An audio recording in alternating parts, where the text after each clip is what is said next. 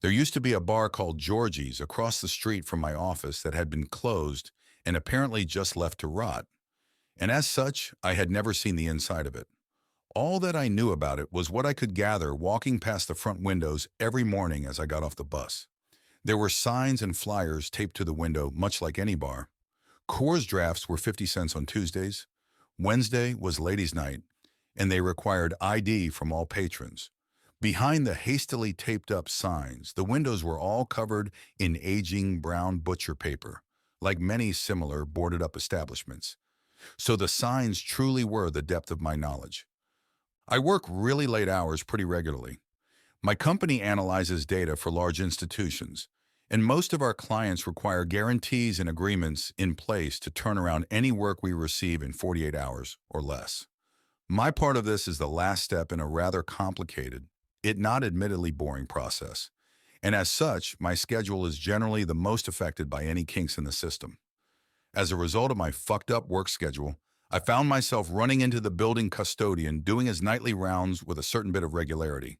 He'd come in somewhere around 7, 8 p.m. every night, mutter to himself, pull bags out of all of the trash baskets around me, tie them off, leave them in the hall by the doors, and go about his routine.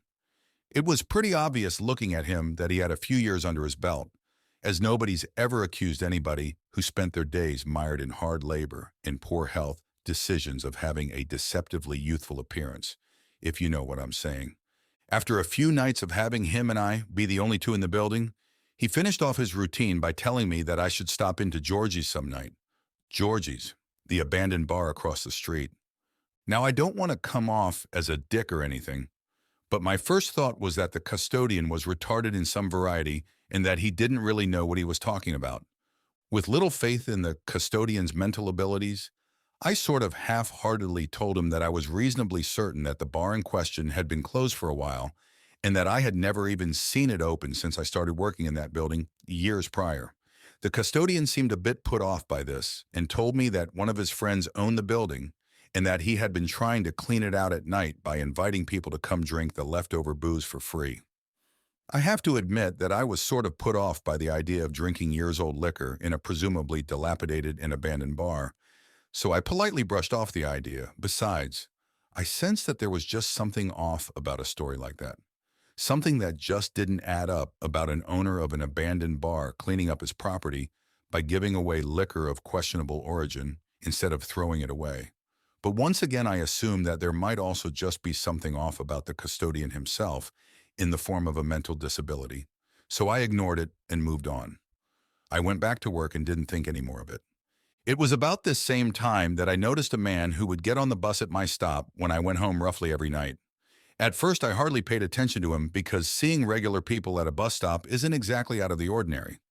After a week of seeing him, though, it occurred to me that it was a bit odd to see the same person at my bus stop with any frequency, given the fact that my schedule follows no pattern.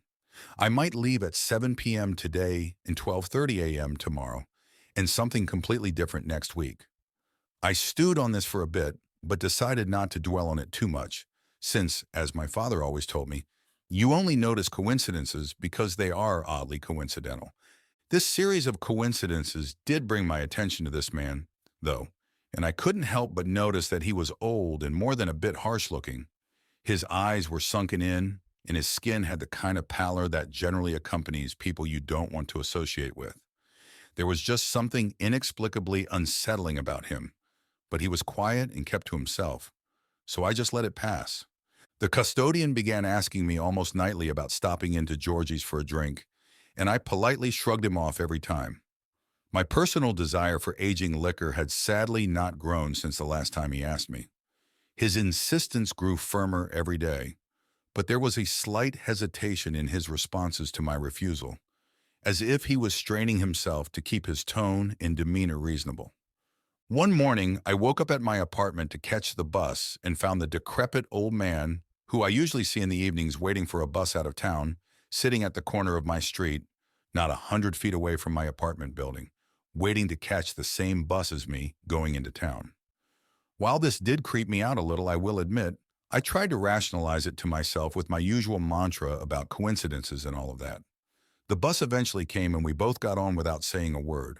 I lost myself in thought as I usually do on buses, thinking about my schedule for the day, clients who need handled, women I wanted to know better, and all of the other mindless shit I wander off to while waiting for the bus to get into town. Today, however, my pleasant daydream cloud was hastily burst when I absent-mindedly caught a glance of the old man's reflection in the bus window.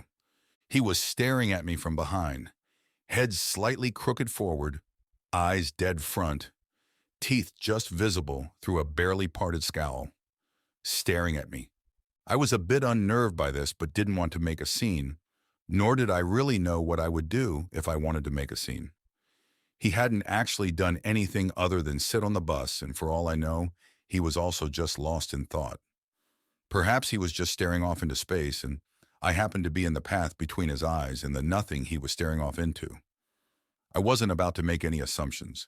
Eventually, we made it into town, and we both got off of the bus, continuing our habit of not saying a word to each other.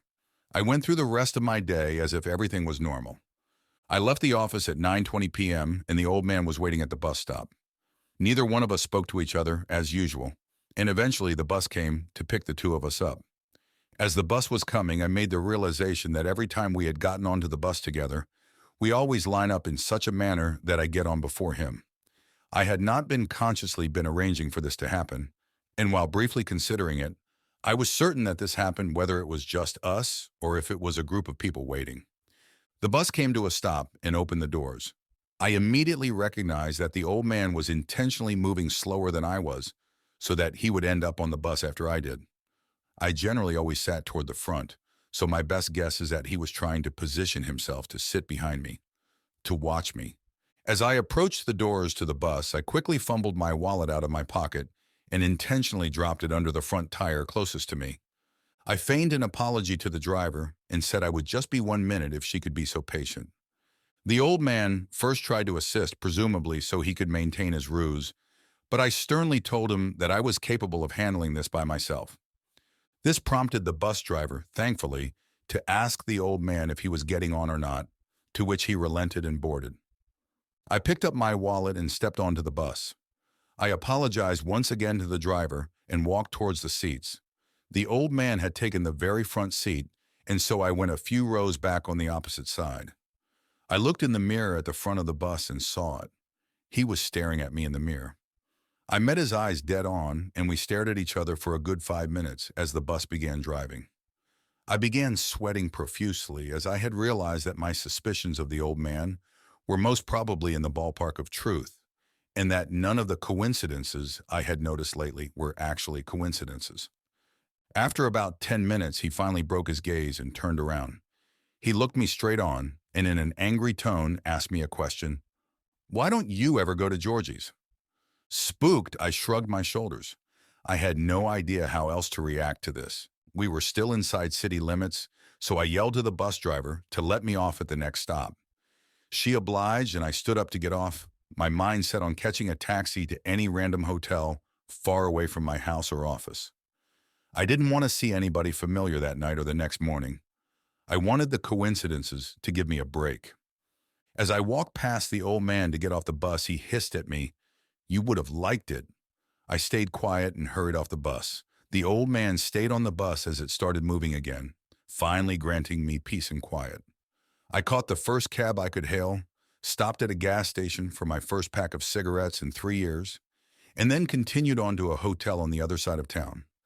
Specifically, I went to one of those nice hotels with proper security where you can't even get into the elevators without a key.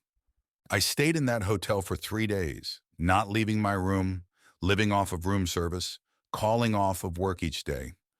I was at wit's end and I was sure I had lost my mental faculties at that point as nothing seemed to make sense. Eventually, I checked out of the hotel midday and took a cab to my office. I was relieved to find no old man waiting outside the hotel, outside my office, or anywhere. Perhaps he had finally moved on.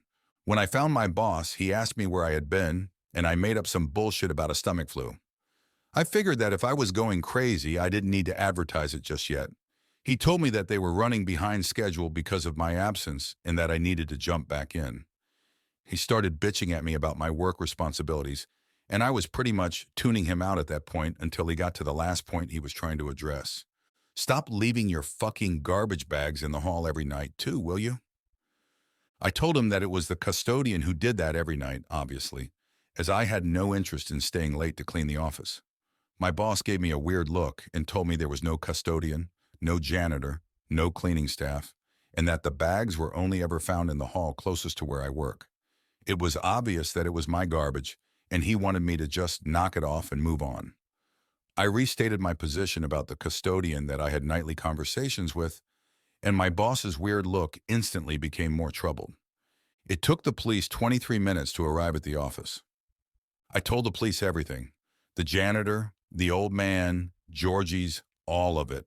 Within hours, the neighborhood was flooded with cops, and they eventually received the authorization and manpower to break down the door to Georgie's.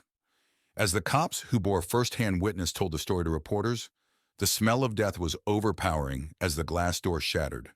The scene they walked into was both macabre and surreal.